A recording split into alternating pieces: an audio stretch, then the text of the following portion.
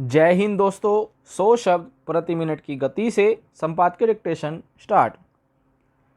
बिहार के बेगूसराय जिले में मंगलवार को दो मोटरसाइकिलों पर सवार 4 लोगों ने सड़क पर जिस तरह का आतंक मचाया, उसने एक बार फिर बिहार में सुशासन के दावे पर सोचने के लिए लोगों को मजबूर कर दिया। अराजकता और हिंसा के चुनावी मुद्दा बनने के बाद बिहार में सत्ता परिवर्तन हुआ था और सुशासन का भरोसा दिया गया।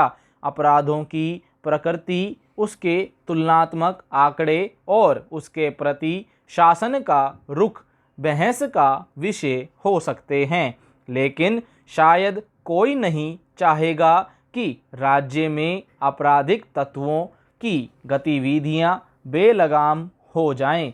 बेगूसराय की घटना के सुर्खियों में आने की वजह ही यह बनी कि इस अपराध की प्रकृति दूसरी वारदात के मुकाबले बिल्कुल अलग प्रकृति की थी।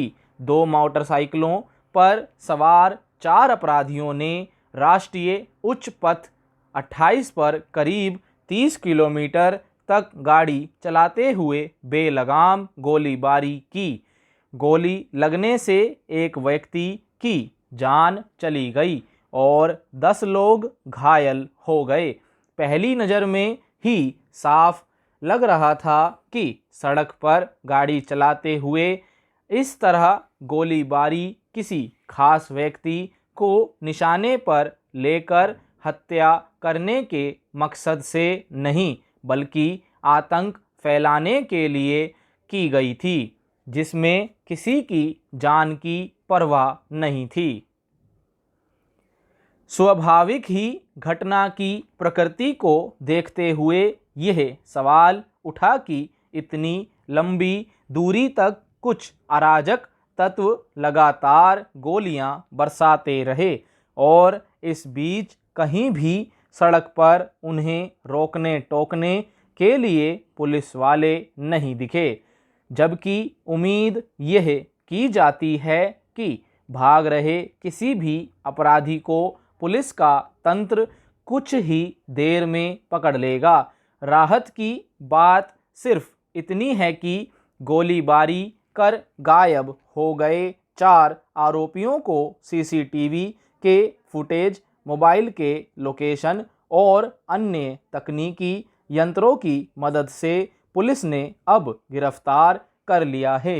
शुरुआती जांच और पूछताछ के बाद पुलिस ने यह बताया कि गोलीबारी करने वालों का मकसद दहशत या आतंक फैलाना था, लेकिन फिर इसके बाद इस सवाल का जवाब बाकी रह जाता है कि आम लोगों के बीच ऐसी वारदात के जरिए आतंक फैलाने के पीछे क्या मकसद हो सकता है।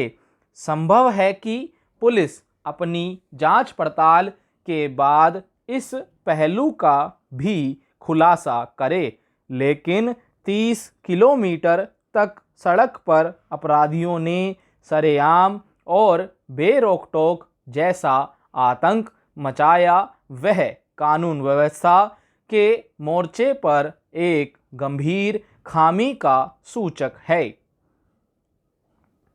बिहार में मुख्यमंत्री नीतीश कुमार के नेतृत्व में सरकार बनने के बाद सबसे ज़्यादा सुर्खियों में रहने वाला शब्द सुशासन रहा है। इसलिए वे अगर अपने सुशासन और राज्य के हित में सोचने वाले नेता की पहचान के साथ टिके रहना चाहते हैं, तो उन्हें राज्य में होने वाले ऐसे अपराधों को अंजाम देने वाले अपराधियों और पर्दे के पीछे खड़े उनके संरक्षकों को भी कानून के कटघरे में खड़ा करना होगा। अगर ऐसी अराजकता, हिंसा की वारदात होती है तो राज्य सरकार को सोचना चाहिए कि सुशासन का क्या अर्थ है और वह किस मोर्चे पर नाकाम है। दरअसल बेगूसराय में अपराधियों ने जैसा तौर तरीका अपनाया उसकी वजह से इस पर सबका ध्यान जाना लाजमी है।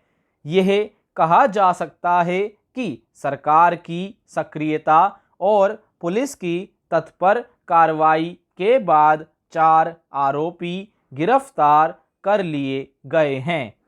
स्टॉप।